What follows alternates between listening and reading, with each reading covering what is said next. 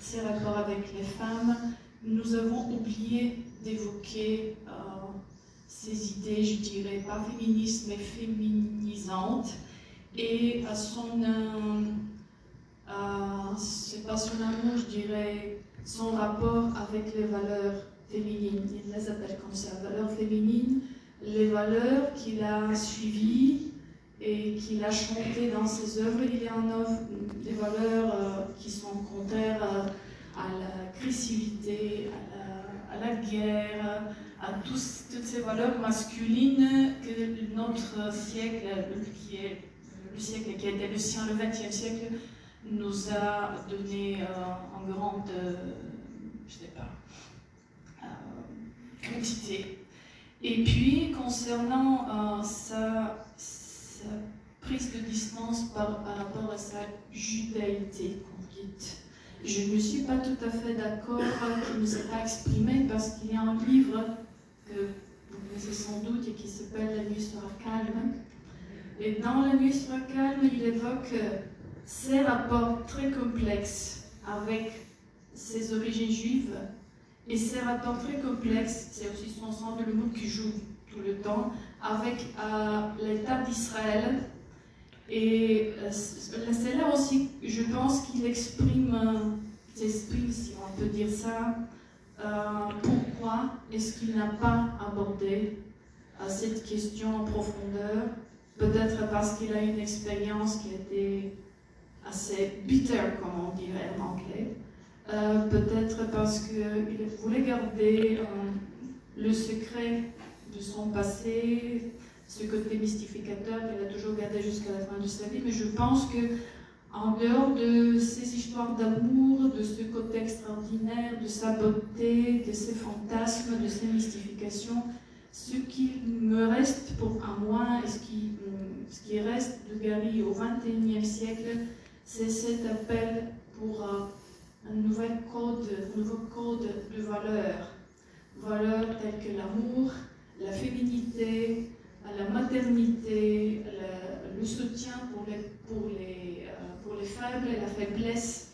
C'est ce qu'il disait, qu'il aime la faiblesse, qu'il faut défendre la faiblesse parce qu'elle est plus forte que la force brute. Et ça, pour terminer, une petite provocation. S'il a un héros préféré, c'est Jésus-Christ. Il le dit plusieurs fois. Et c'est pas Jésus-Christ comme Dieu chrétien, mais Jésus-Christ comme personnalité, comme incarnation de l'humanité. Vous ne pouvez pas répondre à ces remarques, mais vous m'avez provoqué à les dire, à les évoquer. Je vous remercie encore une fois de tout ce que vous avez écrit, de tout ce que vous avez présenté aujourd'hui, et je suis sûre que ce serait avec un grand intérêt que je lirai votre livre et je regarderai le film après. Merci. Merci beaucoup, ça c'est important pour moi. Est-ce que vous avez dit, oui c'est vrai, il a beaucoup parlé des féminités, des valeurs féminines, ça je sais, j'écris de ça aussi, mais en même temps je ne comprends pas comment il s'y est pris en disant ça, dans des interviews aussi dans le livre, et puis dans la vie, il jouait autrement. Ce qui me paraît un peu injuste. C'est juste ça que je voulais dire. Et vous avez raison aussi, je me souviens, c'est plusieurs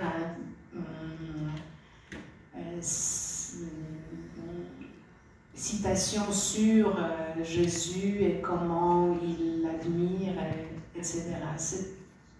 C'est vrai.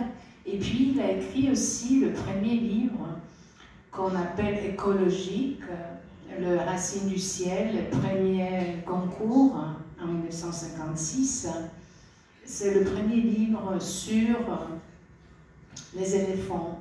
Et on peut dire que ce livre-là est aussi extrêmement important maintenant dans le XXIe siècle, sauf qu'en France, par exemple, quand je voyage là-bas et parle de Gary, les jeunes, ils ne connaissent pas ces livres.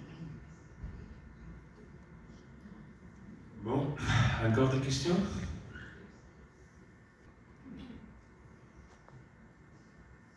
Ouais.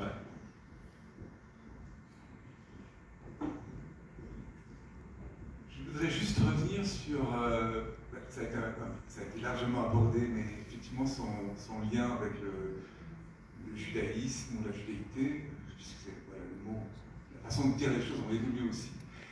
Et je me demande si son rapport à la judaïté, au judaïsme, n'a pas évolué avec le temps. Parce que, au fond, j'ai l'impression que, après-guerre, jusque, je dirais,